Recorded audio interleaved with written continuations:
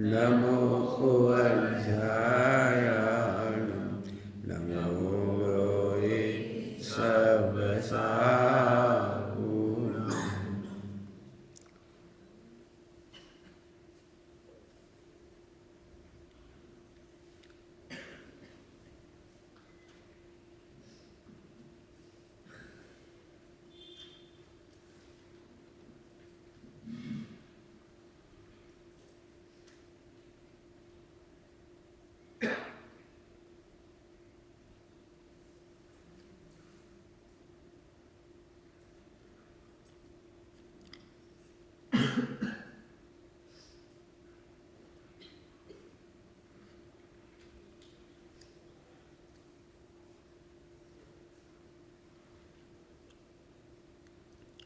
नमः समेसाराय स्वानुभूत्याचकास्ते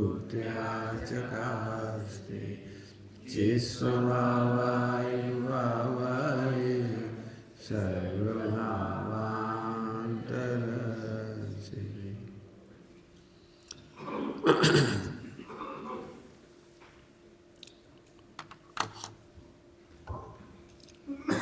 सीधे सीधे पनिश पर आ जाते हैं। स्यात् का मतलब क्या है? स्यात् का मीनिंग वैसे सबको ही मालूम हुआ, कथनचित। सामने क्यों नहीं बैठे इधर आके?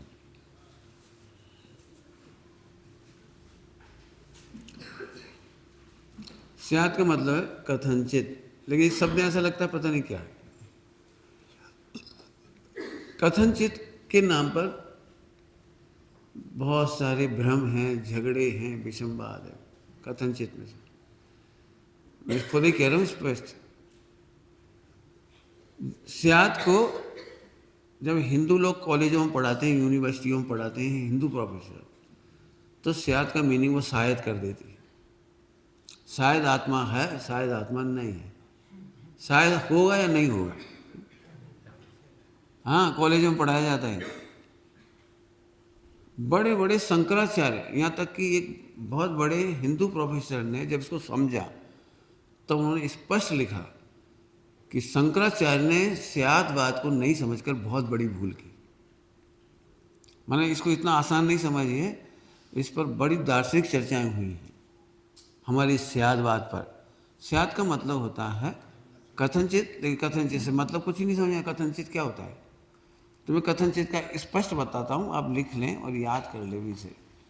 बिल्कुल स्पष्ट विवक्षा का नाम है कथनचित। स्पष्ट विवक्षा का नाम है कथनचित।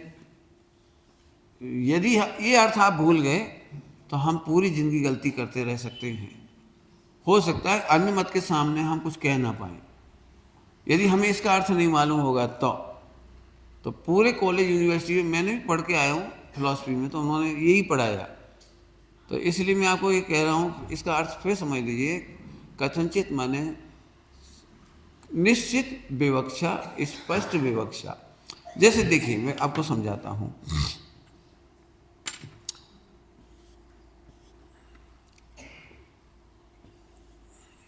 तीन लाइनें देख रहे हैं, मैं कहता हूँ ये लाइन बड़ी है, तो एक निश्चित विवक्षा है कि इसकी अपेक्षा। अब मैं कहता हूँ ये लाइन छोटी है, तो आप फौरन समझ गए इसकी अपेक्षा। पॉइंट पकड़ में आएगा सबको? अपेक्षा है इसकी और ये इसकी अपेक्षा ही छोटी नहीं कही जा सकती। इसे छोटा भी कह सकते हैं, बड़ा भी कह सकते हैं। भी और ही, इसकी अपेक्षा छोटी ही है, इसकी अपेक्षा से बड़ी ही है, दोनों की अपेक्षा से छोटी भी है और बड़ी भी है। समझ में आया कुछ? मेरा मतलब आप समझ गए होंगे, स्पष्ट विवक्षा है। अब ये जिनवाणी में बहुत गड़बड़ आपको करने में हो जाती है। मैं बिल्कुल पूरे समझ लो, वो दिगंबर हो, श्वेतांबर हो, कहीं हो, कोई हो, हर जगह झगड़े क्यों होते हैं कि ये ही और भी नहीं समझ पाती। हर जगह ऐसा नहीं समझे कि दो संप्रदायों में झगड़े, एक संप्रदाय के अंदर भी झगड़े। एक पंक्ति को लेकर के हम समझते हैं कुछ, तो हमारी साथी दूसरा समझता है कुछ। अब इस पर मैं चाहूँ तो फिर वही लाखों एग्जाम्पल करके दिखा सकता हूँ। यदि मैं कहूँ आप चोर हैं, तो सुनते से कैसा लगता है? आप कैसे कह रहे हो हम चोर हैं? तो मैं दो अपेक्षा से कह रहा हूँ, किसी अपेक्षा से आप चोर नहीं हैं और किसी अपेक्षा से आप चोर हैं। यदि आप चोर नहीं होंगे तो आपका 12वां गुणस्थान होगा। क्या कहा? क्या कहा मैंने? यदि आप चोर नहीं होंगे तो 12वां गुणस्थान होगा। 10वें गुणस्थान तक चोरी है। आपने हमें चोर बना दिया। अरे हमने कहा बना दिया, हमने तो बता दिया। पॉइंट पकड़ में आया ना? यदि हम कहें आपसे कि आचार्य कुन-कुन स्वामी क्रोधी थे, आचार्य और क्रोध कि भाई किसी अपेक्षा से, तुम सबकी अपेक्षा से तो बहुत बड़े साधक थे, तुम सबकी अपेक्षा, लेकिन उन्हें अभी संयमन क्रोध बाकी था, तो संयमन क्रोध की अपेक्षा से वे क्रोधी थे। आपने तत्वार्थ सूत्र का सूत्र पढ़ा होगा, जीव दो प्रकार के होते हैं। कौन कौन से? संसारिणो मुक्ताश्च, संसारी और मुक्त। इसका मतलब है अनंत भगवान संसारी है। 14वां गुणस्थान में भी संसारी हैं, लेकिन आप बोलो कि आप जैसे हो तो आप जैसे नहीं है। आप जैसे संसारी नहीं, संसारी है, ये बात सही है। निगोदिया भी संसारी है और अनंत भगवान भी संसारी हैं। इसके बावजूद भी दोनों में बहुत अंतर है। अब तो मेरे 2-3 प्रयोग समझ गए होंगे। ऐसा कह करके मुझे एक कहानी पढ़ाने की इच्छा हो रही है आप सबके लिए, सभी के लिए। मैंने करीब 15-20 पेज की कहानी लिखी है और इतनी अच्छी कहानी है कि मेरे दिल हृदय कहता है कि आप सबको पढ़ना ही चाहिए उसे। यदि आपको समता चाहिए हो, सुख चाहिए हो, आनंद चाहिए हो, सामायिक चाहिए हो, हमारे यहाँ सामायिक के 6 भेद हैं। एक सामायिक का नाम है शब्द सामायिक। पढ़े, वेद पढ़े, शब्द सामायिक, अर्थात सामने वाला कोई भी शब्द कह दे, मैं केवल अपनी अस्थि देखूंगा, मैं उसके शब्दों में नहीं उलझूंगा।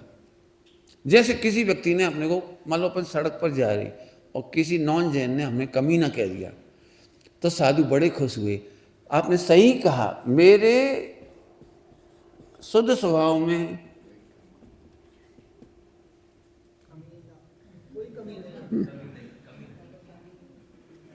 मेरे शुद्ध स्वभाव में कमी ना। कितना बढ़िया बोला आपने, और दुखी नहीं होगा, चलते फिरते उसकी सामायिक हो जाएगी। ऐसे मैंने बहुत सारे प्रयोग उस कहानी में दिए हैं कि एक साधु महात्मा को, आपको सबको कहानी मालूम होगी, श्रुत सागर महाराज और 4 मंत्री बाली आदि और बीच सड़क पर संवाद करने लगी थी और वे पराजित हो गए थे और ये जीत गए थे। तो वो जीते कैसे और उन्होंने हराया कैसे, ये कहानी कहीं हमें मिलती नहीं है। वहाँ डिबेट क्या हुई ये पता नहीं लगता। तो मैंने एक काल्पनिक डिबेट बना के लिखी है उसमें, और आपको पढ़ के उसमें बड़ा आनंद आएगा। यदि वो कह दे पागल सही कह रहे हैं, मेरे पाप गल रहे हैं, जिसके पाप गलते हैं वो कहलाता है पागल। यदि कोई कहता है पापी सही कह रहा है, जो पापों को पी गया अब बिल्कुल पाप नहीं बचे, वो पापी है। हमें देखने का, सोचने का तरीका आना चाहिए और ये स्यादवाद हमें सिखाता है। यदि कोई कहता है, बहुत सारे नाम में मैंने उसमें बहुत सारे शब्दों में प्रयोग करके दिखाए, उसमें यहाँ तक कहा है कि आप अर्धनारीश्वर को नहीं मानते, आप गणेश को नहीं मानते, आप महाकाल को नहीं मानते, और उन्होंने सबके जवाब दिए। उसमें सारे जवाब दिए। आप गंगा मैया को नहीं मानते, उन्होंने कहा मानते हैं। आप सूरज नारायण को नहीं मानते, आप मानते हैं सूरज नारायण को? तो उन्होंने कहा हाँ मानते हैं हम। तो हम सूरज के विरह में पानी तक नहीं पीते। और आप तो सूरज के विरह होने पर खाते पीते भी हैं, हम तो पानी भी नहीं पीते। और जब सूर्योदय हो जाता है तो प्रभाती गाने के बाद, स्वरूप का स्मरण करने के बाद, पंच परमेश्वर का स्मरण करने के बाद पानी पीते हैं। मैंने ऐसे पूरा आप पढ़ के देखें तो बड़ा आनंद आएगा आपको। मेरे कहने मतलब है निश्चित विवक्षा का नाम स्यात् है, यानी इससे बहुत आनंद आएगा। कभी आपको गुस्सा आ जाए सभी लोगों को कह रहा हूँ, कभी कोई ने कुछ कह दिया तो आपको गुस्सा आ जाए, आप शांत रहिए, केवल उससे पूछिए किस अपेक्षा कह रहे हो आप। यदि उसकी अपेक्षा मालूम पड़ जाएगी तो आपको गुस्सा बिल्कुल नहीं आएगा। आपने देखा होगा, आपका बचपन दुख में बीता होगा, सभी का दुख में बीता होगा। जब हमारी मम्मी जब हमको चिल्ला के कहती है, आज तू घर आ, ना तेरी हड्डी पसली तोड़ी, मार डालूंगी तुझे, आपको बुरा क्यों नहीं लगा? आपको बुरा क्यों नहीं लगा जब मम्मी ने कहा हड्डी पसली तोड़ दूंगी, मार डालूंगी, रोटी खाने नहीं दूंगी, मर जा, मुंह काला कर जा, गधा कहीं के। मैं समझता हूं दुनिया में सबसे ज्यादा गाली यदि सुनी होगी हमने तो माता के मुख से। इसके बावजूद भी एक भी FIR पूरे वर्ल्ड वाइड नहीं है। आप विवक्षा समझिए, पर और कुछ नहीं करना। और इस स्यात हमें सुख देने वाला है। मैं अभी पूरे प्रयोग करके नहीं बता सकता, मैंने थोड़े थोड़े इशारे किए। आप कोई सी बात कहोगे, मैं स्यात बात से बोल दूंगा, आपको आनंद हो जाएगा। आज के बाद बिल्कुल तैयार रहिए। कोई कह दे आप चोर हैं, पापी हैं, बुरे हैं, अच्छे हैं, किसी अपेक्षा से अच्छा कह रहा है, आप खुश होकर भूलिए मत, सामायिक करिए। आप किसी विवक्षा से अच्छा कह रहा है, आपको यहाँ देखकर अच्छा कह रहा है तब अच्छा समझिए। समझ गए होंगे सारी बात। तो यह स्यात माने किसी विवक्षा से। जनरली फिर कह रहा हूँ, मैं क्या कहूँ, मेरी इच्छा फिर ऐसी हो रही कि मैं आगे नहीं पढ़ा के यही पढ़ाऊँ। मैंने सुबह ही एक बात कही थी, 100% समाधान यहीं पड़े हुए हैं सारे के सारे। एक एग्जाम्पल देके कहता हूँ, सभी के काम आएगा वो। हर घर में इस कथनचित को नहीं समझते हो, झगड़ा हो जाता है।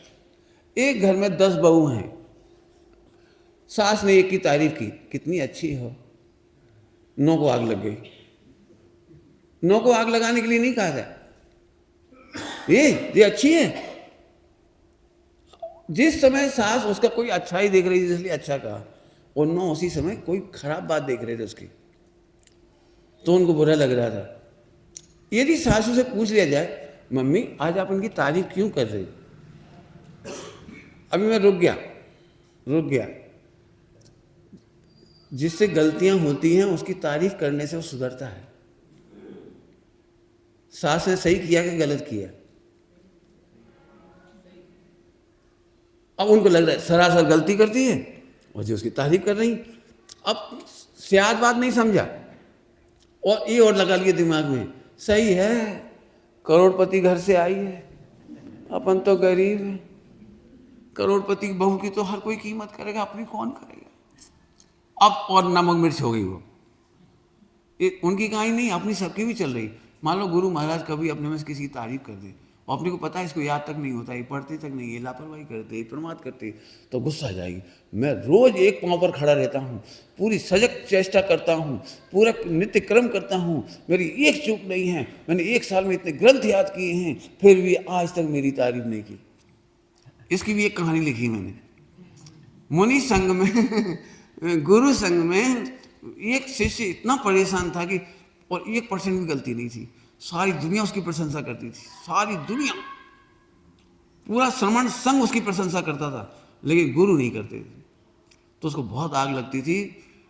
बिल्कुल ये समझो कि गुरु यदि जागते भी थे ना तो वो पहले जागता था। उन्हें यदि गिलास चाहिए तो गिलास देते, पानी चाहिए तो पानी चाहिए, मान जो भी है दृष्टांत की बात, गिलास पानी। उन्हें पेन चाहिए तो पेन देता था। मैंने जो तो करते थे वो सोच समझ जाता था, इसके बावजूद गुरु ने प्रशंसा नहीं की। अब इस कहानी को आपको पढ़ने लायक है। एंड बता दूं एंड क्या हुआ?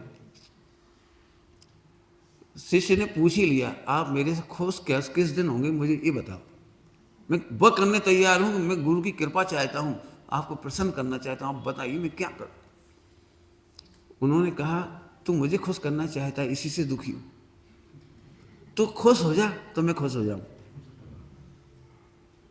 अभी समझ में कुछ नहीं आया हुआ है। कहानी का एंड बता देता हूं। एक दिन शिष्य गुरु से पहले केवल ज्ञान प्राप्त करके मोक्ष चले गए। गुरु पहली बार प्रसन्न हुए, उन्होंने उनको नमोस्तु कहा।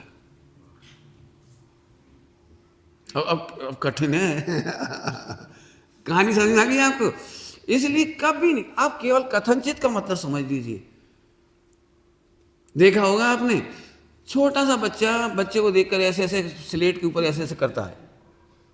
कक्षा 1 का बच्चा पढ़ रहा है, उसका छोटा भाई ऐसे ऐसे कर रहा है, तो सारी दुनिया प्रशंसा करती है, माँ भी कहती, देख देख कितनी पढ़ने की रुचि है, बिल्कुल स्लेट पट्टी पे ऐसे ऐसे करता है, जिसको अपने गांव में कहते हैं हुआ डहुआ। अपन उसकी तारीफ कर रहे हैं। और वो जो बच्चा लिख रहा था ना ए, उसने ए लिखने में इतनी सी गलती कर दी, थोड़ी सी टेढ़ी आड़ी लाइन बन गई ऐसी, लिखते नहीं बनता। अब मैं पूछता हूं सुपर किसने लिखा था? अब आपको समझ में आया?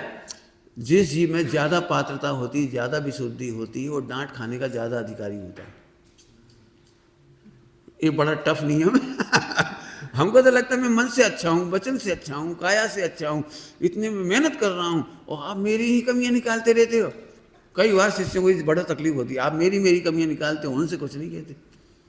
तो ये समझने लायक बात है। शायद बात समझेंगे उस दिन कोई शिष्य दुखी नहीं होगा, कोई गुरु परेशान नहीं होंगे, कोई भी विश्व का कोई भी व्यक्ति दुखी नहीं होगा। अब तो आप समझेंगे शायद बात का कितना महत्वपूर्ण है। कथनचित मैंने निश्चित विवक्षा, फिर से कहता हूं मनमानी विवक्षा नहीं, दुखी होते मनमानी विवक्षा से। जो मेरे मन में समझ में आ रहा है, हमने गुरु को गलत सिद्ध कर दिया, सास को गलत सिद्ध कर दिया, पिताजी को गलत सिद्ध कर दिया, हम जानते हैं आप उन्हीं का पक्ष करोगे। अरे क्यों करेंगे? अभी इस पे तो ढेरों कहानियां हैं मेरे दिमाग में। एग्जाम्पल देने के लिए, बोलो भाई हिस्सा बंटवारा बराबर होना चाहिए, कम ज्यादा होना चाहिए? दो भाई हैं, दोनों को बराबर देना चाहिए कि कम ज्यादा देना चाहिए? बराबर। बराबर का मतलब गलत। अब बहुत सोचना पड़ेगा। हिस्सा बराबर ही मिलता है, जितना जिसका उदय होता है उतना मिलता है। उदय प्रमाण मिलता है। आप कहानियां पढ़ लेना, कितना भी पैसा दे दो, लेकिन जो सत्य व्यसन करता है उसका पैसा खत्म हो जाएगा। 1 रुपया नहीं देना चाहिए सत्य व्यसनी को। हमारी कथाएं हैं, आपने पढ़ी होंगी कि गड़ा हुआ जमीन में से पैसा निकलता था। क्यों निकलता था? कि हम अपने सत्य व्यसनी बच्चे को पैसा नहीं देंगे, और इतने उदार नहीं है, इतने धर्मात्मा नहीं कि उसे धर्म में लगा दें। इतना प्रेम, इतना मोह है कि कभी ये परेशान हो जाए तो गड्ढा खोदे तो इसी घर में से पैसा मिल जाए। शायद बात है 1 रुपया नहीं देना चाहिए। कितना रुपया मिलता है? कि जितना पुण्य प्रमाण होता है। दूसरा उत्तर। तीसरा बहुत अच्छा, 4 अनियों के 4 उत्तर आएंगे, ध्यान रखना। 80 से देखा जाए तो 1 पैसा नहीं मिलता। नास्ती से देखें तो आत्मा को 1 पैसा नहीं मिलता। ये द्रव्यानुयोग है। कर्णानुयोग बता दिया। चरणानुयोग में समझिए, चरणानुयोग करुणा है। किसी भाई की योग्यता कम है, वो खेती करता है, और एक भाई करोड़ रुपए का पैकेज लिए हुए बैठा है, तो करोड़ रुपए के पैकेज वाले को 1 रुपया की भी जरूरत नहीं है। अधिक योग्यता वाला है और कम योग्यता वाला खेती वाला है, उसकी 5 बच्चियां हैं, इसको सब दे देना चाहिए। बराबर हो गया।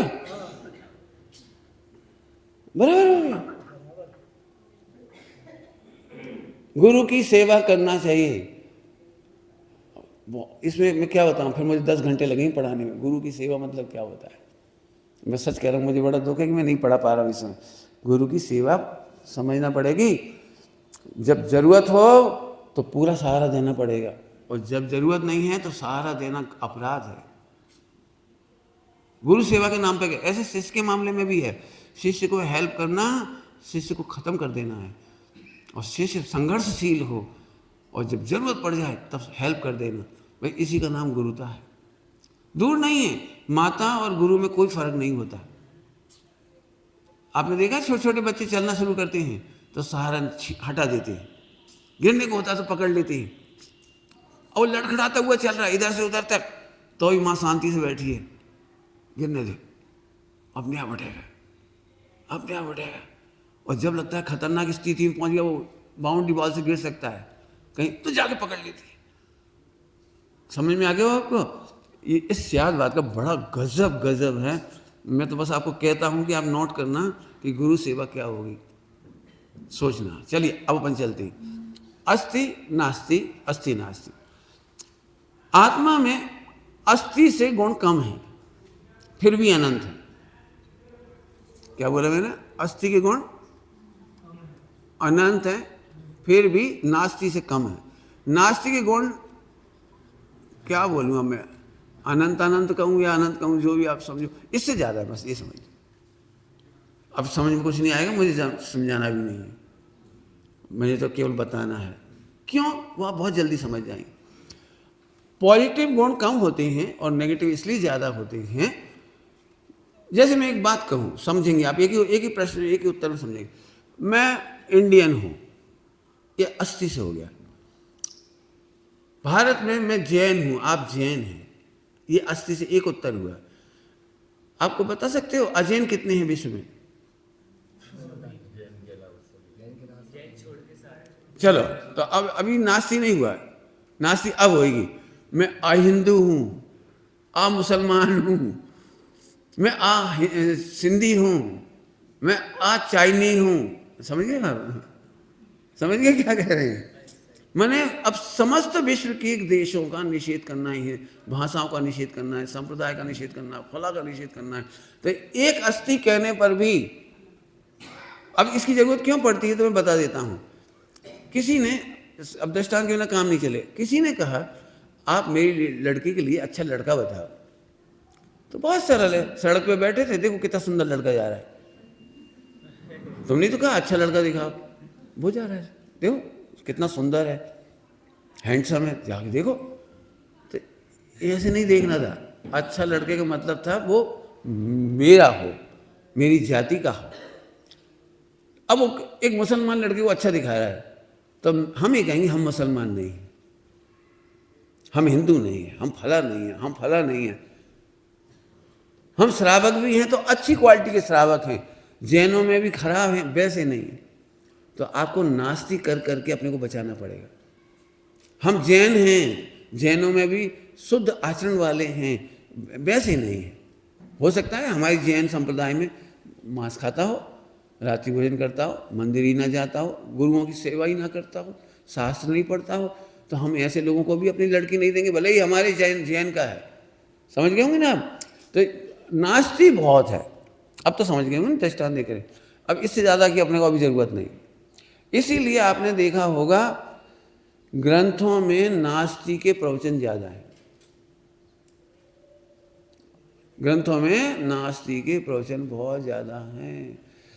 अराग स्वरूप होम, अराग क्या है? निराग, निकोधो, निकोधो बने निक्रोध, निकसाय, निर्दंडो, निर्मोह, कितने नी नी नी नी बहुत है, एक गाथा नहीं है, ढेर सारी गाथाएं। गुणस्थानातीत क्या है? मार्गस्थानातीत क्या है? अतीन्द्रिय क्या है? अतीन्द्रिय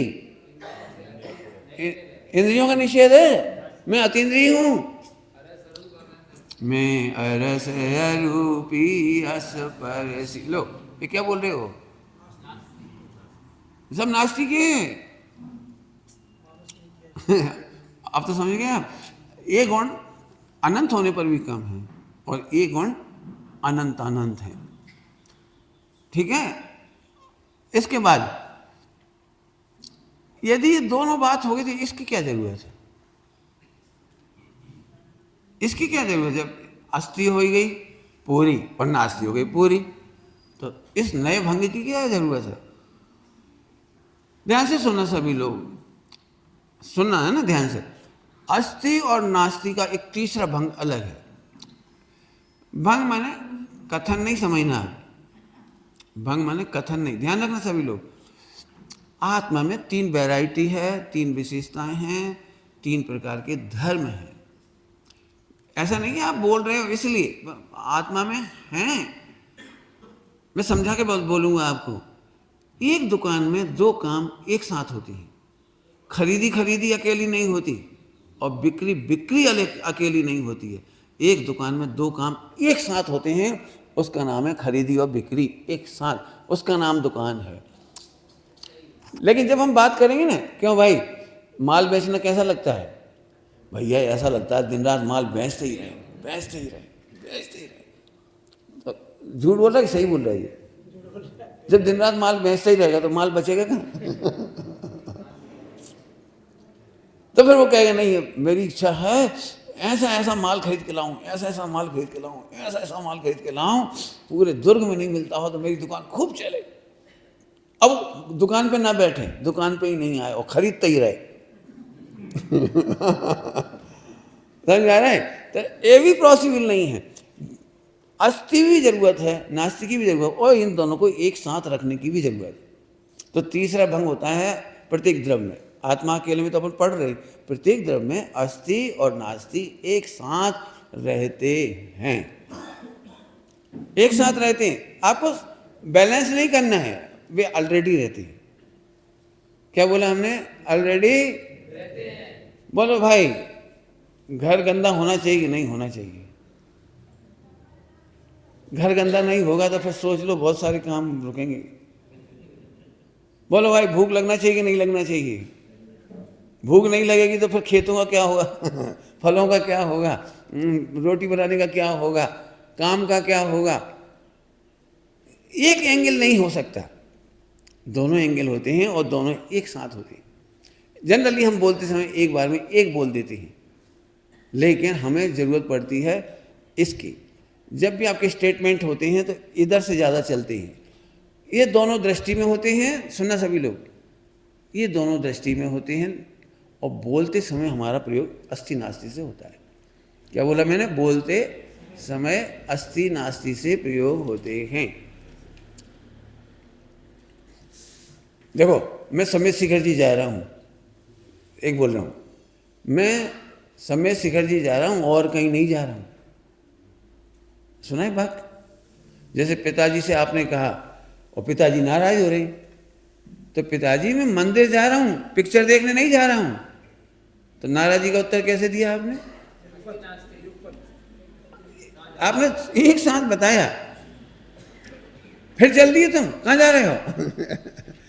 तो इसका जवाब हमने दिया, ये मेरा समय कोचिंग का हो गया है, मैं कोचिंग जा रहा हूँ, कोई पिक्चर नहीं जा रहा हूँ। तो ऐसे दोनों वाक्य बोलने से क्लियर कट हो जाता है। समझ में आ गया ना? तो मैं ये खा रहा हूँ, ये नहीं खाऊंगा। भाई भूख लग रही, भाई भूख तो है लेकिन ज़्यादा नहीं खाऊंगा। तो आपने अस्थि नास्ति से बोला तो सामने वाले को बैलेंस हो गया। अरे समझ में आया? भाई सब्जी रोटी तैयार है, करोगे आप, भोजन करोगे?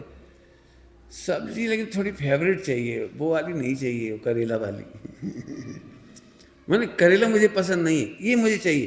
तो आपकी पिक्चर एकदम क्लियर कट हो जाती है। मेरे ख्याल से समझ में आया होगा सबको? आत्मा में बहुत बढ़िया। अभी वाली बताया था ना, जब एक साथ बोलते हैं, मैं ज्ञाता हूँ रागी द्वेषी नहीं हूँ, मैं आत्मा हूँ शरीर नहीं हूँ, मैं आत्मा हूँ मनुष्य नहीं हूँ। और ऐसा प्रयोग आत्मा में नहीं, हर जगह होती है। मैं साधु हूँ, क्रोधी नहीं, श्रावक नहीं। कोई आपसे श्रावकोचित क्रिया करना चाहे तो आप क्या बोलोगे? मैं साधु भैया, मैं श्रावक नहीं हूँ। तो एक अस्थि कहते समय ही हमको नास्ति कहने से वो बात स्पष्ट हो जाती है। बराबर समझ में आ गया सबको? अब 3 बात हो गई। आपने कहा था ना आज से पढ़ा दो, तो मैं आज से पढ़ा देता हूँ। और फिर भी ज़रूरत पड़ेगी तो और पढ़ाऊँगा, चिंता नहीं कर। अरे ये पढ़ाई तो कभी ख़त्म ही नहीं होगी। मैं तो एक बार आपको एट ए ग्लांस पढ़ा दे रहा हूँ ताकि आपको पिक्चर स्पष्ट हो जाए। अस्थि समझ गए सब? है परक पॉजिटिव, नास्ति में नेगेटिव, और दोनों एक साथ रहते हैं। वक्तव्य के 3 ही भंग हैं। कल मैंने कहा था आपको, वक्तव्य के 3 ही भंग हैं, जबकि 4 भंग अवक्तव्य की हैं। अवक्तव्य, अब ये सबसे बढ़िया है। आज थोड़ा समझाता हूँ और जब तक मैं रहूँगा तब तक अवक्तव्य पढ़ाऊँगा, जब तक भी रहूँगा, जितना समय होगा।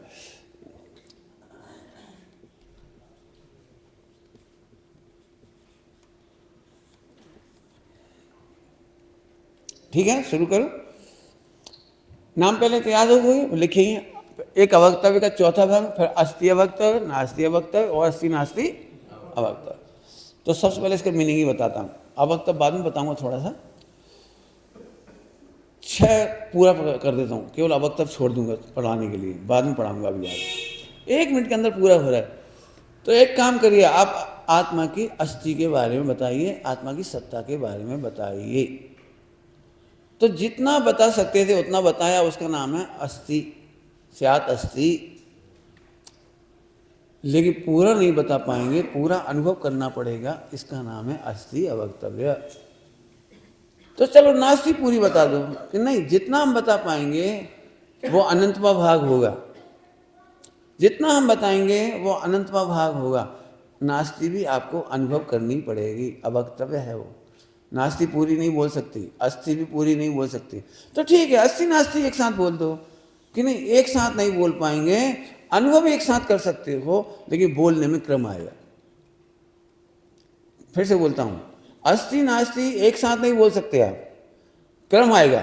मैं हूं, मैं खा रहा हूं, सो नहीं रहा हूं। तो दो बातें कहने के लिए हमें क्रम चाहिए अस्थि नास्ति को, लेकिन एक साथ जान सकते हैं। ये बात सही है, मैं इस समय पढ़ा रहा हूं लेकिन सुन नहीं रहा हूं, लेकिन दोनों बातें मैं एक साथ जान तो रहा हूं, लेकिन बोलना पड़ेगा, तो दोनों में क्रम आएगा। इतनी बात समझ में आएगी। तो अस्थि नास्ति भी अवक्तव्य है, अस्थि अवक्तव्य, नास्ति अवक्तव्य। और देखो सरल सी बात है, मैं समझाता हूं, पहले थोड़ा समझाता हूं। शक्कर कैसी है? मीठी। खड़े होकर समझा दो, सबको टेस्ट आ जाए। अब बहुत मीठी क्या होती है हम नहीं समझ पाए। तो आप आखिर में ये कहोगे पंडित जी, हाँ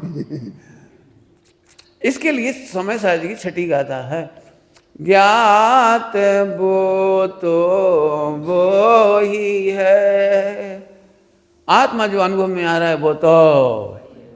अब इसके प्रयोग आपने बहुत किए होंगे। कभी पिक्चर गए थे, पिक्चर से आने के बाद कॉलेज में उसकी स्टोरी सुनाते हैं सबको और उस स्टोरी को सुनने के बाद जो थोड़ा बोर सा लड़का होता है ना, क्या आप पिक्चर तारीफ कर रहे हो, क्या है उसमें? अरे लव स्टोरी, वो तो हर पिक्चर में होती है। म्यूजिक, अब वो तो हर एक में होता है। गाने, वो भी हर एक में होता है। सैड सॉन्ग, वो भी हर एक में होता है। फाइटिंग, वो भी सब में होता है। देखा ना आपने ऐसे। अब उसने अपनी वो पिक्चर का आनंद को सत्यानाश कर दिया। तब अपन उससे एक बात कहते, एक काम कर, तू जाके देख, फिर कहेगा तू, ना भूतो न भविष्य, तू जाके देख। ऐसे हमारे आचार्य, हमारे भगवान हमको आत्मा को समझाते हैं अस्थि से, और हम बोर कर देते हैं। अरे क्या है अनंत गुण, उसमें क्या है? अच्छा ही बताना, अनंत गुण का मजा किसको आया? हाँ, यदि एक दुर्गुण बता दूं ना, एक दुर्गुण, छोटा कहीं के खाऊगा, तो एक दुर्गुण सुनते से तिल मिला जाता है। और जब भगवान बड़े प्रेम से कह रहे, प्रभु तू तो भगवान है ना, तेरे में तो अनंत गुण है। ठीक है, समझ में आया आपको? इसका मतलब है तुझे अनंत गुणों का भाव भाषण नहीं। तो उन्हें इनका कहना है तो अनंत। हम जितना कहेंगे वो तेरे समझ में नहीं आएगा, तू अनुभव करके देख। ऐसे नास्ति भी तू अनुभव करके देख, और अस्थि नास्ति भी तू अनुभव करके देख। ठीक है, समझ में आ गया आपको? और दृष्टांत, शक्कर कैसी होती है? मीठी, और गुड़ मीठा। तो दोनों का डिफरेंस नहीं है ना, बोलो, दोनों में अंतर नहीं है ना। गुड़ की मिठास और शक्कर की मिठास में कोई चेंज इन टेस्ट है?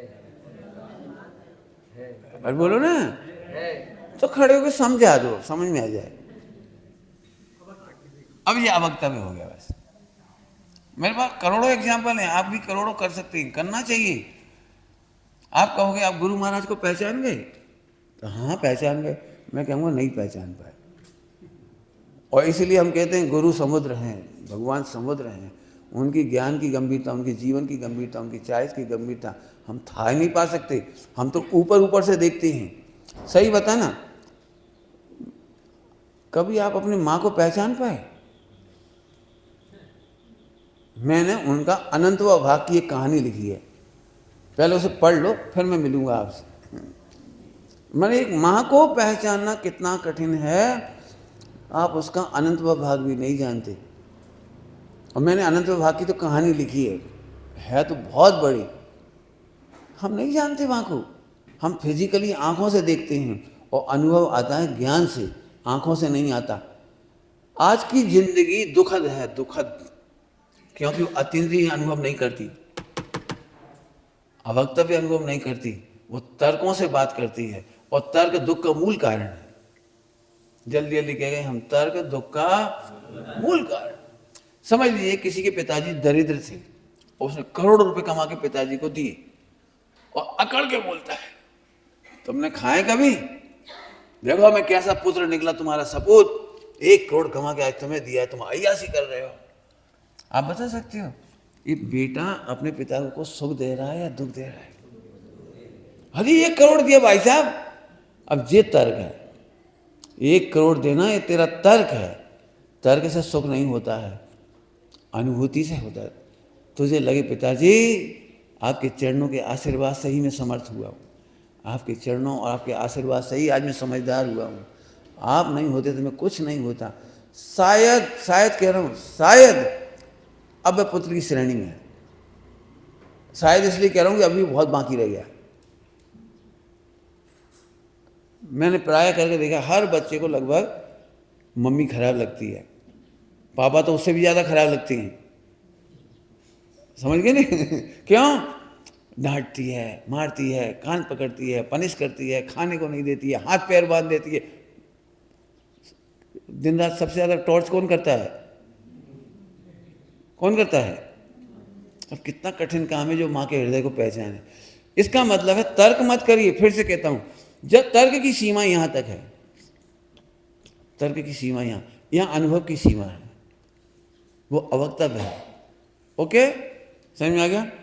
अब मैं शुरू कर रहा हूँ अवक्तव्य।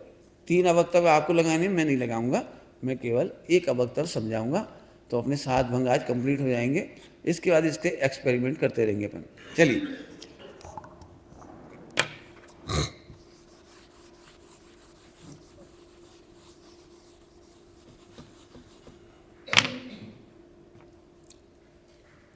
अवक्तव्य का सीधा सीधा मतलब, जरा ध्यान से सुनना सभी लोग, कम शब्दों में ज़्यादा कहना है। अवक्तव्य का सीधा सीधा मतलब है आप कुछ नहीं समझे।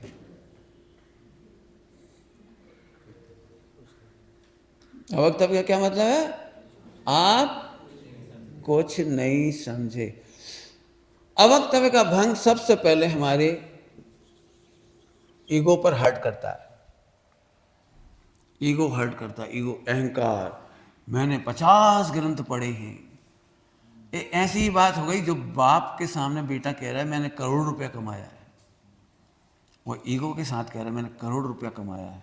ऐसे जब कोई देव शास्त्र गुरु के सामने सोचता है मैंने इतना चारित्र पाला है, मैंने इतना ग्रंथ रटे हैं, मैं इतना कुशल प्रवचनकार हूँ, मैं इतना कुशल टीकाकार हूँ, लेखक हूँ, वक्ता हूँ, आदि आदि, जब तक उसके पास ईगो है वो कुछ नहीं समझा। अब बहुत बड़ी लड़ाई है। नहीं आना चाहिए, ईगो नहीं आना चाहिए। मैंने इतना चारित्र पाला, समझ लीजिए 1000 वर्ष तक उपासा रहा तो कितनी तपस्वी कहलाएगा वो।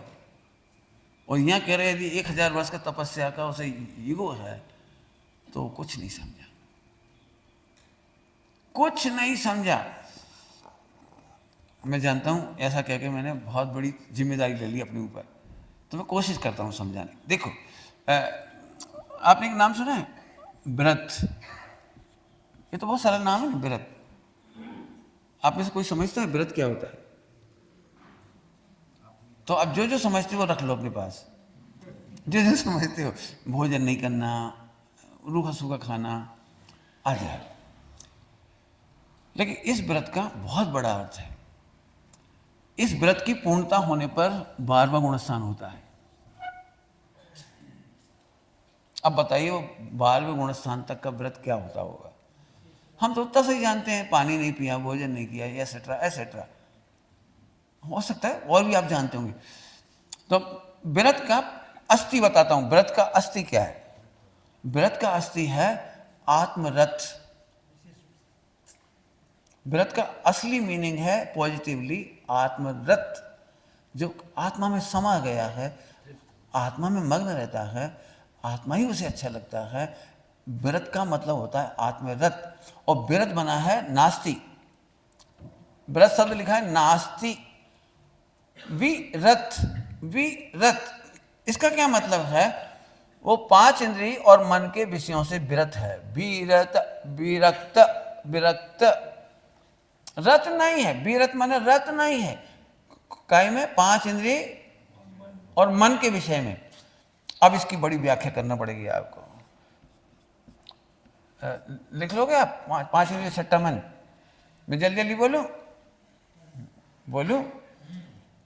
जल्दी बोलने में समझोगे? सुनना, अल्टीमेट बता दूं? अल्टीमेट नीचे का तो आप लगा ही लोगे। एक साधु को केवल ज्ञान चाहिए हो तो उसे साक्षात में महावीर भगवान विराजमान हैं और सभाओं में, 12 सभाओं में साधु परमेश्वरी विराजमान है। यदि वो अरहंत भगवान में, केवली भगवान में रथ है, उनका उपयोग आह आह आह, तो ये कहलाएगा रथ। और वे उनसे भी विरक्त हो जाएं, केवली भगवान से भी विरक्त हो जाएं, आत्मा में रथ हो जाएं तो केवल ज्ञान हो जाए। मैंने अल्टीमेट बताया है। भगवान की दिव्य ध्वनि कान से सुनते हुए खुश हो रही, अनंत जन्मों के भाग्य खुल गए मेरे, कर्ण से मैं अमृत पी रहा। ठीक है, कोई दिक्कत नहीं, पी रहे, बहुत अच्छा है, लेकिन आप विरत नहीं है। जब तक आप विरत नहीं होंगे आपको केवल ज्ञान नहीं होगा। आप कर्ण इंद्रिय के विषय से भी विरक्त हो जाए। विरक्त, विरक्त, विरक्त, रत माने मग्न होना, बी माने विरुद्ध। आप उसमें रत मत होइए। आपको मालूम होगा, 7वें गुणस्थानवर्ती साधु सुनते नहीं हैं, 7वें गुणस्थानवर्ती साधु देखते नहीं हैं, 7वें गुणस्थानवर्ती साधु लिखते नहीं हैं, पढ़ते नहीं हैं। यहाँ तक थोड़ा और अच्छा कहिए तो 7वें गुणस्थान से आगे सोचते भी नहीं। इसका नाम है असली व्रत।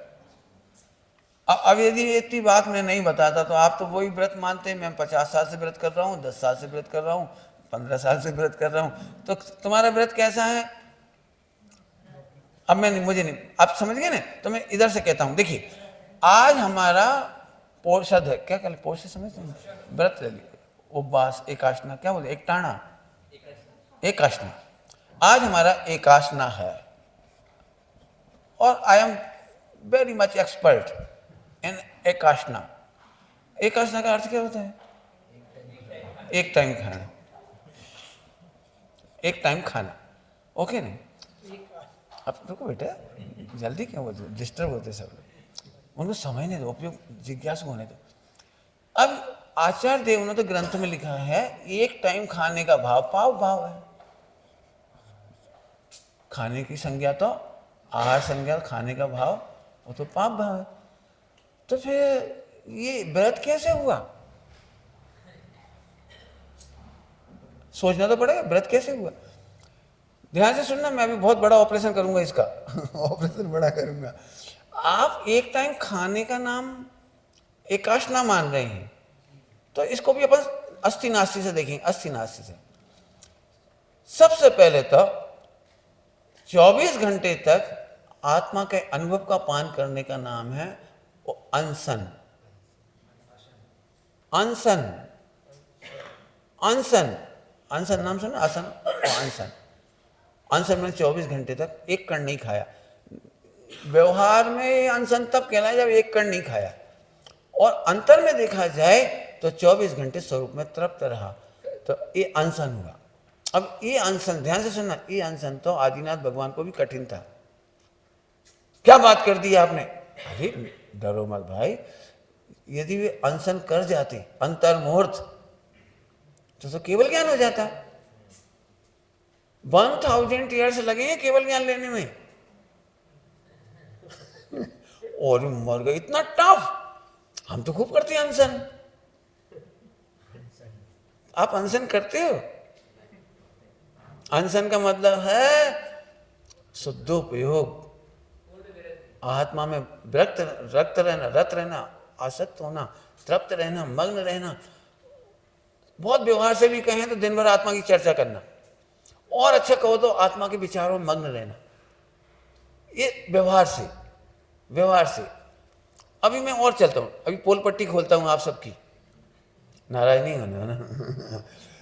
आपने भोजन तो एक टाइम किया, शेष टाइम भोजन का विकल्प नहीं किया, उसका नाम है एकासना। शेष टाइम भोजन की कथा नहीं की, आज भोजन अच्छा था कि बुरा था, कम मिला कि ज्यादा मिला, कड़वा था कि मीठा था। एक बार भोजन करने के बाद आपको याद नहीं आई भोजन की, तो उसको कहेंगे एकासना। इसीलिए मैंने क्या कहा था, आपको लगता है हम समझते हैं, और मैं कहता हूं कुछ नहीं समझते। चलो अभी और आगे चलता हूं, अभी पोल पट्टी बाकी है ना, ऑपरेशन करना है मुझे। जो सबसे सरल है ना उसी की पोल पट्टी खोल रहा हूं। हमारे ग्रंथों में लिखा है, व्रत करने के लिए, पोषित करने के लिए सबसे पहले विषय का मतलब 5 इंद्रियों 6 मन के विषय, फिर है कषाय 4, 6 और 4 10, और फिर है आहार। विषय, कषाय और आहार के त्याग का नाम है एकासना, अनशन, ऊनोदर, वृत्ति परिसंख्यान आदि आदि। बराबर। अब जरा ऑपरेशन करके देखता हूं। यदि आज आपने व्रत किया है, एकासना किया है, एकासना, तो एक बार यह नाम रखने पड़ेंगे अपने को। रसना केवल एक बार खाया, इसके बाद नहीं खाया, ठीक। घ्राण, उस दिन आपने तेल की सुगंध नहीं ली, इत्र की सुगंध नहीं ली, आपने तेल नहीं लगा सकते आप, खुशबू नहीं आनी चाहिए, फूलों का प्रयोग नहीं किया, फूल सूंघे नहीं आपने, कैसी बदबू आ रही कमरे में, ये नहीं करना है आपको। नहीं समझ में आया? उसमें दोनों प्रकार से समता आती है, घ्राण के दोनों विषय, बदबू और खुशबू, दोनों में समता होगी तो सामायिक होगी। तो आप बदबू के प्रति गिलानी नहीं करेंगे और खुशबू के प्रति अब अच्छा लगा। तो काय का वर्णन चल रहा है, एकासना का हो। आगे चलो, घ्राण, चक्षु, हाँ इसमें कर्ण, इस पर, हाँ रचना से शुरू कर दिया अपन ने, अब ले लो एक के बाद एक, कोई बात नहीं, इस पर्सन से शुरू करता तो ज्यादा अच्छा था। कर्ण, अब जी कर्ण का बड़ा खतरनाक काम, अच्छे शब्द सुनकर खुश नहीं हुआ और बुराइयां सुनकर दुखी नहीं हुआ, तब एकासना हुआ उसका। थोड़ा और खोल के कहता हूं, फिल्मी गाने नहीं सुने तो एकासना हुआ। जनरली हमने व्रत या उपवास किया और दिन भर फिल्मी गाने सुनते रहे, टीवी देखते रहे, हाँ टाइम पास करते रहे, मोबाइल में गेम खेलते रहे, 4 महिलाएं मिलकर गप्पे ठोकती रहीं। पहले का पोषद समझते हो, पहले पोषद क्या था, घर में नहीं रहते थे, इसलिए पोषदशाला होती थी, पोषदशाला में आकर के रहते हैं। अब करें क्या, तो या तो भजन गा लेते हैं कुछ देर कंपटीशन में, अंताक्षरी खेल लेते हैं, कुछ देर पढ़ लेते हैं, कुछ देर गप्पे लगा लेते हैं, इसके बाद क्या करें। रचना से तो आपको बातें भी नहीं करनी थी, असली की बात कर रहा हूं, असली की, उसमें तो बात भी नहीं करनी थी आपको, लेकिन हम तो बुराइयां भी कर रहे हैं, भला भी कर रहे हैं। याद आ गई तो पिक्चर की स्टोरी की भी चर्चा कर ली। अब आपके समझ में आ रहा है? आपको लगता है हमारी थाली की दाल में काला है, हम कह रहे हैं इस पर्सन रचना, घ्राण, चक्षु से टीवी नहीं देख सकते, मोबाइल नहीं देख सकते, स्त्रियों को देखकर, पुरुषों को देखकर, किसी को देखकर सुंदर असुंदर नहीं कह सकते। इसलिए मैंने क्या बोला था पता है, आदिनाथ भगवान को भी कठिन था। अपने को हंसी लग रही होगी, आदिनाथ भगवान ने तो इतना किया, अरे किया होता तो अंतर्मूर्ति में केवल ज्ञान होना चाहिए था। तो फिर पंडित जी नहीं करें आज से हम? आप क्या चाहते हो, पंचम काल के जीव हैं, पंचम आरा के जीव, जरा हमें देख के बोलो, तो मैं आपको देख के बोलता हूं। आप एक काम करिए, you have to try, you have to minimize. ठीक है, पहले आप प्रोसत के दिन 4 घंटे टीवी देखते थे, घटाइए 3 घंटा, 2 घंटा, 1 घंटा। फिल्मी गाना गाते थे तो पहले भगवान के भजन गाइए, धीरे धीरे घटाइए, इसे बढ़ाइए, इसे घटाइए, इसे बढ़ाइए, और ऐसा करते करते एक दिन आप एकदम आप गाड़ी ट्रांसफर नहीं कर सकते, एकदम चेंज नहीं कर सकते, अपनी लाइफ में एकदम चेंज नहीं ला सकते आप। इसीलिए एक बात कहता हूं, पाप घट के मिटते हैं और पुण्य बढ़ के मिटता है। पाप, आप ये नहीं करिए कि इतना टॉप, बाप रे इतना कठिन व्रत कोई कर ही नहीं पाएगा। कर पाओगे आप, आपको प्रैक्टिस करनी। इसीलिए तो हम क्या करते हैं, हर आठम चौदस या पंचमी या एकादशी जो जिसने भी रखा हो वो व्रत को करते हैं। उस दिन हम रूखा खाते हैं, बिना नमक का खाते हैं, ठंडा खाते हैं, अलोना खाते हैं, जैसे जैसे मीठा नहीं खाते हैं, फला फला। ये सब क्यों है था कि हम धीरे धीरे अपने को मिनिमाइज करते हैं। समझ में आ गया आपको? तो पंडित जी आप एक बार बताओ, हमारे व्रत उपवास सही हुए कि नहीं हुए? बोलूं? आप पप्पू हो, सही हुआ? जल्दी बोल गए क्या? बच्चे को यदि हम पहले दिन मना कर देंगे गलत है, तो इतना पालता था ये भी नहीं करेगा। समझ में आ गया? निचली भूमिका में कोई बिल्कुल नहीं कर रहा है, यदि हम उससे कहेंगे तू धर्म नहीं कर रहा है तो हमेशा के लिए छोड़ देगा। तो हम बड़ी तारीफ करते हैं। क्या करते हैं आप? वो जो 5 दिन का उपवास कर लेते हैं, 10 दिन का करते हैं, क्या करते हैं उसके बाद? हाँ, अनुबंध प्रोग्राम होता है, कुछ नाम क्या रखते हैं उसको, पारना, पारना कराना है, आज उसका पारना है, आज उसके तपों की उद्याप पूर्णा होती है, ऐसा कह कह के उत्सव करते हैं, बैंड बाजा करते हैं, हाँ बहुमान करते हैं। ये क्यों करते हैं पता है? क्योंकि उस बच्चे ने जिंदगी में पहली बार शी ट्राइड टू मिनिमाइज, अपने पापों को घटाया। अब इसको आगे बढ़ाते जाएंगे और एक दिन ये भी बार बार मुझे सामने आ जाएगा। आपको मैंने आपको पूरी व्रत की पिक्चर खड़ी कर दी, पूरे व्रत की, ध्यान रखना, व्रत की पूरी पिक्चर इसलिए खड़ी कर दी कि ईगो खत्म हो जाए आपका। वापस कहाँ गए भाई? अभी आपको लगता है भैया मैंने 10 दिन का निर्जल उपवास किया है, सही बता ना, किया है? तूने समता जल पिया था?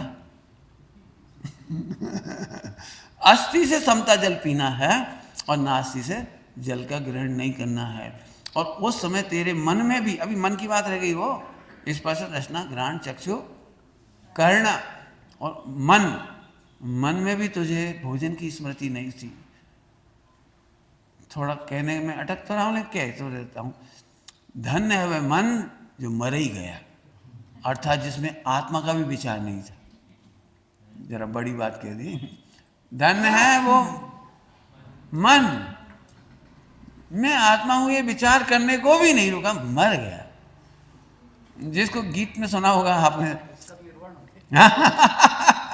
मन पंछी मर जावे जब जिए आत्म अनुभव आवे, और कछु न सुहावे।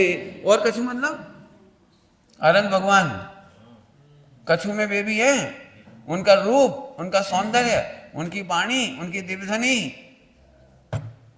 साहब जी तो बहुत कठिन कर दिया। हो सकता है आपको लग रहा हो कठिन, मैं सरल करके दिखाऊं?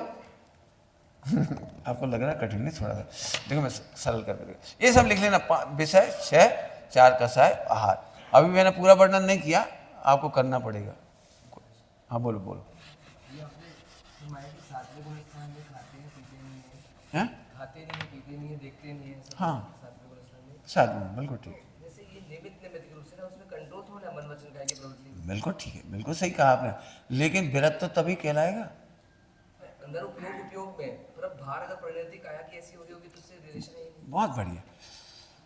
काया की सारी प्रवृत्ति छठे गुणस्थान तक होती है बुद्धिपूर्वक, बराबर, लेकिन अबुद्धिपूर्वक सत्ता में बैठी हुई कर्म की स्थिति अनुभाग पड़े हुए हैं, इसलिए अंदर अंदर भी उसका कार्यक्रम चलता रहता है। अभी अस्थिरता जब तक है, अस्थिरता जब तक पूर्ण स्थिरता नहीं हुई तब तक अचारित बना रह जाता है। पूरा चारित्र नहीं हो पाता है, अचारित बना रहता है, इसलिए वो कहलाता है। अपन बुद्धिपूर्वक रोक सकते हैं, मैंने कहा ना, आप भी अभी 10 दिन का उपवास कर लो तो चौके में नहीं जाएंगे, रसोई में नहीं जाएंगे, बात भी नहीं करेंगे, देखेंगे भी नहीं, पढ़ेंगे भी नहीं, भोजन संबंधी बातें, लेकिन अंदर तो चलता है ना मन, भोजन की तो याद आती है ना, सपना तो आता है ना, तो कहीं ना कहीं चलता है वो, बस ज्ञात और अज्ञात, इतनी सी बात है। हाँ, बुद्धि व विकल्प नहीं, बस बुद्धिपूर्वक। अब मैं आपको यहाँ ले चलता हूँ कि ये तो बहुत कठिन व्रत है फिर, है ना, कठिन। तो ये कठिन इसलिए लग रहा है कि हमने नास्ति से बताया ये नहीं करना, मन में नहीं करना, वचन में नहीं करना, काया में नहीं करना, नहीं करना सुन करके कठिन हो रहा है। फिर से बोलता हूँ, अभी जितना बड़ा मैंने कठिनाइयाँ बताई ना, मान वचन काय, 5 इंद्रियाँ, 4 कसाय, और फिर आहार तीसरे नंबर पे आया, खट्टा मीठा रूखा क्या कड़वा चरपरा तो एक एक को सोचने जाओगे तो बहुत टफ है, बहुत टफ है। लेकिन मैं सीधे सीधे बताता हूं कितना इजी है। अस्थि से देखोगे तो एकदम सरल है। देखो, सरल दृष्टांत दे देता हूं, बहुत सरल। क्यों? हेलो हेलो नहीं सोचते, चलो हेलो, ऐसे ही बोलता जाता हूँ, सुनते रहो, बैठे रहो बैठे रहो। हेलो, तो आ रही ना आप सबको। इसके आपको बताएं, आत्मा का ध्यान करना हो तो बहुत सरल है, लेकिन एक भी नास्तिक दिमाग में है तो कठिन है। क्या बोला मैंने? आत्मा का ध्यान बहुत सरल है, लेकिन एक भी नास्ती है तो बिल्कुल कठिन हो जाएगा। बहुत सरल एग्जांपल देता हूं। आपके साधु नाम क्या है? मुझे नाम नहीं मालूम, जो भी नाम हो, है ना, तो हम समझ। तुमको केवल ज्ञान चाहिए, अब भी मिल जाएगा। बस 1 मिनट का ध्यान करना है। सफेद चूहे का ध्यान छोड़ के कोई सा भी ध्यान करना।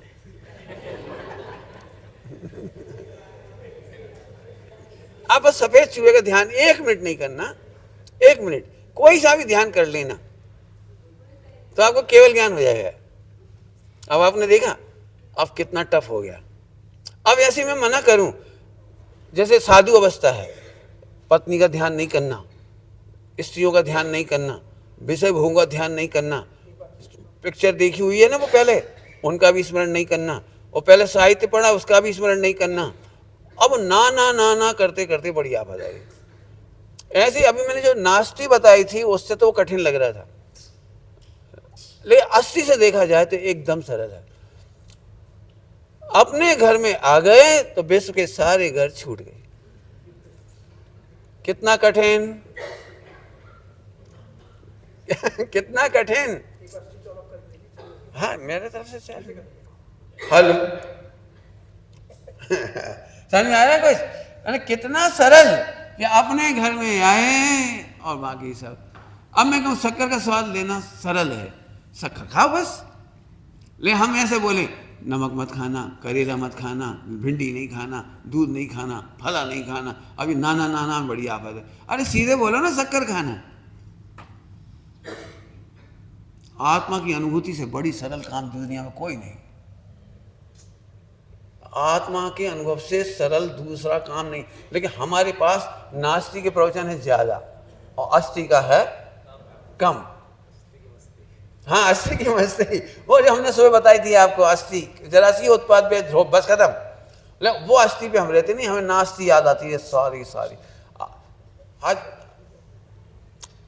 यदि मैं आपसे कार्यक्रम पूछूं, दिन भर का कार्यक्रम क्या है आपका, साधना का, चर्या का कार्यक्रम क्या है, तो आप पूरी नास्ती नास्ती बताओगे। उपयोग ना भटके इसलिए सुबह माला फेरता हूँ, उपयोग नहीं भटके फिर ऐसा करता हूँ, फिर तत्व चर्चा करता हूँ, फिर ग्रंथ पढ़ता हूँ, फिर प्रमाद नहीं आ जाए तो रटता हूँ, ऐसे नहीं करता हूँ तो घूम के याद करता हूँ, फिर ऐसे करता हूँ, मैं भैया व्रत करता हूँ। माने हमारे दिमाग में नास्ती नास्ती है, उससे बचने का उपाय है। आपके 24 घंटे की चर्या का एक सूत्री कार्यक्रम है, मैं आत्मा हूं, आनंद करता हूं। भाई ये तो बहुत बेकार है। वो ही असली है भाई साहब। मैं आत्मा था, आत्मा हूं, आत्मा रहूंगा, इसकी मस्ती ही मेरा 24 घंटे की साधना है। अब दिक्कत ही अस्थि वाली बात होती नहीं। सारी ये जो लिखी गई ना, वो आपके लिखा हुआ है, ये भी लिखा हुआ है। ये क्यों लिखा गया है? हमें पता है 24 घंटे तुम चुप नहीं रहोगे। तो चलो ये करो, लिखा है शुभ भाव कब तक करने के लिए कहा गया है। शुभाश्रव शुभ अवलंबन, देवशास्त्र गुरु का आलंबन, शुभ आलंबन कब तक करने के लिए लिखा गया है? तो इसका उत्तर है अशुभ वंचनार्थी। शुभ शुभ शुभ शुभ क्रियाकलाप का आचरण केवल अशुभ से बचनार्थी है। अशुभ वंचनार्थी, शुद्ध लग्नार्थी नहीं है। कुछ कहा मैंने, समझ में आ रहा है कुछ? पूरे जिनागम में शुभ क्रियाकलाप आचरण, माला फेरना, पूजा पाठ, व्रतोपवास, नियम संयम, ट्रेडिशन, तीर्थ यात्रा, ये केवल अशुभ से बचने के लिए। आप यदि यहाँ परमानेंट रह जाएं, आप अशुभ में लग जाएंगे। आप व्यवहार करते रहेंगे तो नई नई पब्लिक दिखेगी, उनसे राग नहीं करेंगे। यहाँ रहेंगे तो आपको सबके घर याद हो जाएंगे, फला सेठ जी का घर वो है और आज पानी बरस रहा है, उनके पकौड़े बने होंगे पक्के में, उनके घर मिठाई भरी होगी, आज उनके यहाँ लड़की की शादी है, पक्के में खमन मिलेगा, पक्के में मैसूर पाक मिलेगा। गुजरात में मैसूर पाक बहुत फेमस है। मैंने हमारे उपयोग संज्ञाओं में लग जाएगा, संज्ञाओं में लग जाएगा। तो संज्ञाओं से बचने के लिए शुभ भाव है, शुभ क्रियाकलाप है, लेकिन शुद्ध लग्नार्थ से नहीं है वो, बस इसलिए वो सावधानी की जरूरत है। ठीक है, तो मैं फिर से बोलता हूँ, आत्मा का अनुभव बहुत सरल है। अभी तर्क से बताया, अभी मैं एग्जाम्पल देके बताता हूँ। श्रीमद जी ने एक बात कही है, सुनने लायक बात है, बहुत प्यारी बात है। मैं शुद्ध आत्मा हूं, आत्मा हूं, शुद्ध आत्मा हूं, ऐसा विचार पागलों को आता है।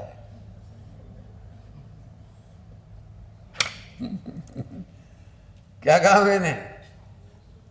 बावड़ो कहवा है गुजराती में। क्या कहा है? बावड़ो।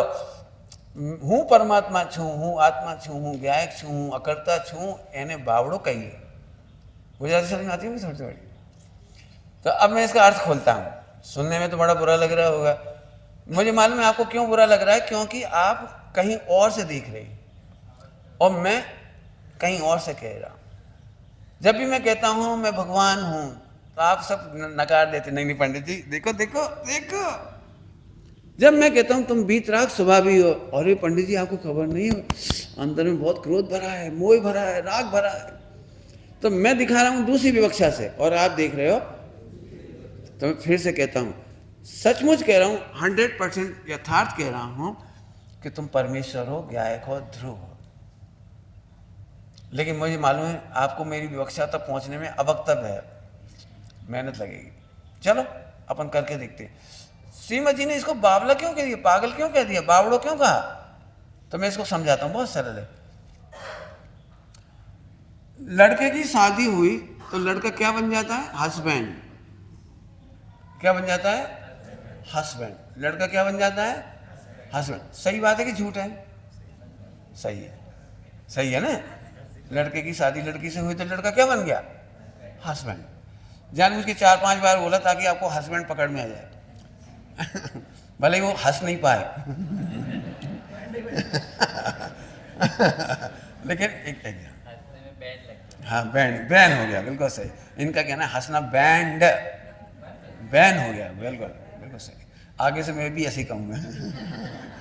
चलिए अब अपने से दृष्टांत से समझते हैं। अभी वो दोस्तों ने कहा अरे तू तो हस्बैंड बन गया, तो उसे पहली बार क्लिक हुआ कि मैं तो हस्बैंड बन गया, मैंने तो कभी सोचा ही नहीं, कितनी बड़ी साहित्यिक घटना हो गई आज मेरे साथ। और मुझे पता तक नहीं था कि शादी हो गई, सब कुछ हो गया, पत्नी आ गई, और मैं तो भूल ही गया था कि मेरा साहित्यिक सौंदर्य बढ़ गया, मैं हस्बैंड बन गया। तो मेडिटेशन करने के लिए बैठ गया सुहाग कक्ष में। मेरी पिक्चर में उल्टा काम हुआ, पत्नी बाद में आई। दुल्हन आई, क्या कर रहे हो, बहुत देर तो हो गई। ए तने खबर छे हूँ तारू हस्बैंड छू? हाँ तो आम शू है, आम शू तने खबर छे हूँ तारू? खबर छे, याद रखजे हो, भूलजे नहीं। अब उसे क्या लग रहा है 3-4 बार कह चुका तो।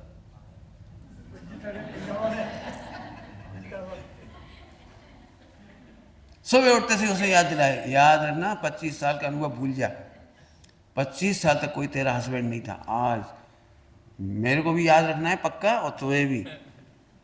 फिर मम्मी पापा के पास गए, दोनों ने पैर से, पप्पा तने खबर से हूँ आनु हस्बैंड छू, तो आमासू, ए तुम भी यही बोल रहे आमासू, ये भी यही बोलती पागली। आपको समझ में आ रहा है कुछ कहानी? इसके बाद तो आजकल की लड़की होगी तो मोबाइल घुमाएगी। समझ गए आप? अरे यदि तू हस्बैंड है तो अनुभव कर, बोल मत। ऐसे तू शुद्ध आत्मा है तो अनुभव कर, बोल मत।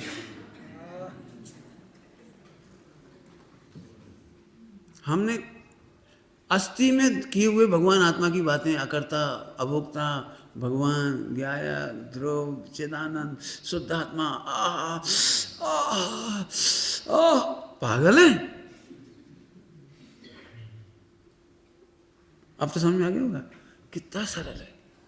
तो पंडित जी लेकिन अब तुम लोगों को परेशानी क्यों आ रही, मैं बताता हूँ। आपको 24 घंटे में विचार तक नहीं आता कि मैं आत्मा हूँ, तो तुम्हें हमारी बात कहाँ से समझ में आएगी? आपको तो ये लग रहा है धन्य है वे लोग जो दिन रात आत्मा का विचार करते हैं, आत्मा हूँ आत्मा हूँ आत्मा हूँ। तो तुम पागल होने का निदान बंद कर लेते हो। क्या कहा? थोड़े समय में, इसी भाव में या अगले भाव में आप पूरे पागल हो जाओगे।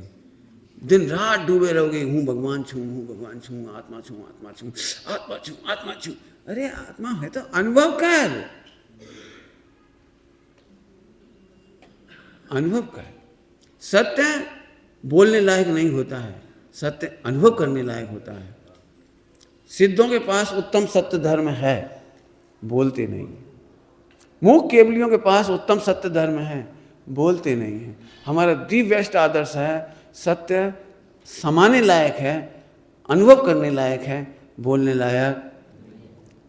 अब जिनका ईगो है, ईगो, अरे पंडित जी जब मैं जानता हूं तो बोलूं नहीं, मैं समझा सकता हूं तो समझाऊं नहीं, मैं लाखों को समझा सकता हूं, करोड़ों को समझा सकता हूं। देखो मेरी मोबाइल में फॉलोअर संख्या, कौन की संख्या? सब्सक्राइबर। क्या है ये? पागलपन है। श्रीमद जी को लिखा है उन्होंने, गुरु ने शिष्य से पूछा अस्थि समझाने के बाद, समझाने में समझाई से कहीं, तो उसने हाँ नहीं कहा, उस स्वरूप में चला गया। समझा कोने के भाई, हूं समझी गयो, एक कहने के लिए भी नहीं रुका, उस स्वरूप में समाई गया। समझी ने समाई गया, अब जल्दी बोल दिया, समझिया समाई गया। बहुत सरल है।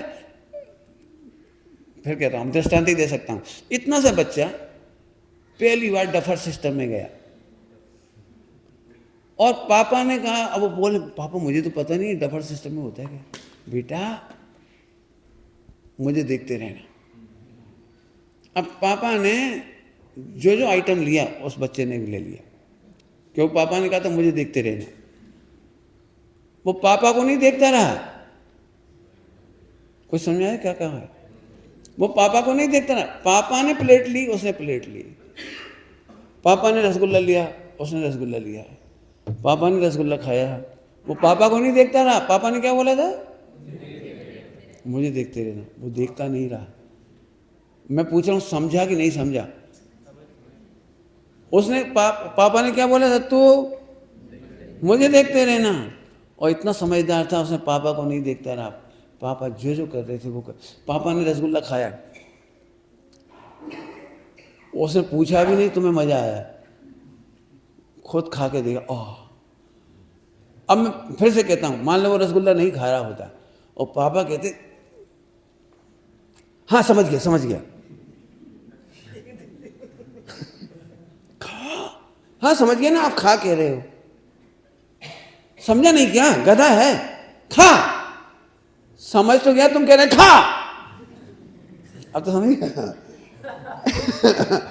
यदि समझ गया होता तो कहने के लिए नहीं रुकता। समझ गए हम? आहा, गुरु ने शिष्य से कहा तू भगवान है। प्रभु तेरा अनंत उपकार, गुरु जी तेरो अनंत उपकार। इतने इशारे का काम है सम्यक दर्शन। अब कठिन करना है तो नास्ति में चले जाओ। गुण भेद नहीं सोचना बेटा, पर्याय भेद नहीं सोचना, शक्ति भेद नहीं सोचना, इंद्रियों का नहीं सोचना, गुणस्थान का नहीं सोचना, मार्ग स्थान का नहीं सोचना। अब तुम परेशान हुए। अरे अनुभूति में ये सब होते ही नहीं है। अनुभूति में इनका निषेध नहीं करना है, ये होते ही नहीं है। 2 बार बोल दिया, अनुभूति में निषेध नहीं करना है, होते ही नहीं। एक अंतिम दृष्टांत देके चलेंगे अपन, टाइम हो गया है। अंतिम दृष्टांत आपसे पूछने की इच्छा हो रही, लेकिन इनसे पूछ लेता हूँ। अब आप साधु अवस्था में ना, इसलिए इससे पूछता हूँ। खड़े हो जाए, आपको तो बैठे बैठे पूछता, लेकिन इससे पूछ लेता। तुम कौन हो? पुरुष। ठीक, तो तुम्हें अपनी बॉडी का सब पता होगा, कितना वजन है? लगभग नहीं, एक्यूरेट। तुम्हें किसी को एक्यूरेट वजन पता है? मासा तोला तक। चलो कोई बात, एक बार कोई बात। तो तुम्हें ओंठों के मॉडल का साइज क्या है? ये भी नहीं मालूम। अच्छा, फ्रंट के दांतों का साइज क्या है? वजन कितना है? आंख का डिजाइन का मॉडल कितना है? नाक का मॉडल कितना है? कान का कितना है? अच्छा, बालों की क्वांटिटी कितनी है? ये भी नहीं मालूम। कलाई का साइज पता है? ये भी नहीं मालूम। तो अंगूठे का साइज, चलो नाखून का साइज, छेद का साइज, इसको बेचारे को अनुभव कैसे हो सकता है मैं पुरुष हूं? इसको तो आता पता ही नहीं अपने शरीर का, कितनी हड्डियां हैं शरीर में। सपने में इतना ही आता है कि कम ज्यादा आता है? सपने में कम ज्यादा आता है कि इतना ही आता है? सपने में इतना सा आता है कि बूढ़े वाला आता है? सपने में नरेंद्र मोदी आता है कि तुम ही आते हो? सपने में तुम्हारे ये बाल काले आते कि सफेद आती हैं? क्या कमाल है। अनुभूति में इन सब का डिटेल नहीं हो, सही सही आता है। आपकी दुकान यदि ज्वेलरी की है तो ज्वेलरी की सपने में आएगी।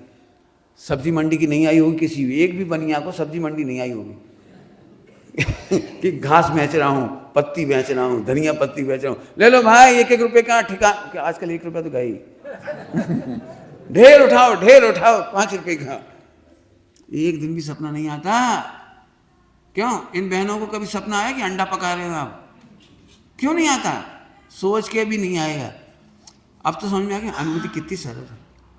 गुरु ने कहा और समा गया। हम सोचने रुक जाते हैं, बस यही गड़बड़। आप कहते तो हो मैं भगवान हूं, लेकिन ये तो देखो, इसका तो अभाव करना पड़ेगा, कपड़ा हटाना पड़ेगा, कर्म हटाना पड़ेगा, राग हटाना पड़ेगा, मोह हटाना पड़ेगा। गुरु कह रहे तू साक्षात भगवान है। साक्षात तो भी होते हैं, मैं साक्षात कहाँ हूं? दूध में घी साक्षात है, यदि नहीं हो तो निकले कैसे? ऐसे हर आत्मा में परमात्मा है, नहीं हो तो निकले कैसे? हर पाषाण में प्रतिमा है, नहीं हो तो निकले कैसे? हर कपड़े में कुर्ता है, नहीं हो तो न्याय शास्त्र पढ़ा है, प्राप्त की ही प्राप्ति होती है। वस्तु में यदि पहले से प्राप्त नहीं है तो उसकी प्राप्ति नहीं होती। पानी में से घी प्राप्त नहीं होता क्योंकि प्राप्त की ही प्राप्ति होती है। पानी में घी नहीं है तो नहीं निकलता है, और दूध में घी था तो निकलता है। मैं परमात्मा हूँ इसलिए निकलता है। मेरे में और सिद्धों में 1% भी अंतर। अब इस हस्ती की मस्ती में डूब जाओ, सिद्धालय में मिलेगी। ओम नमः सिद्धे।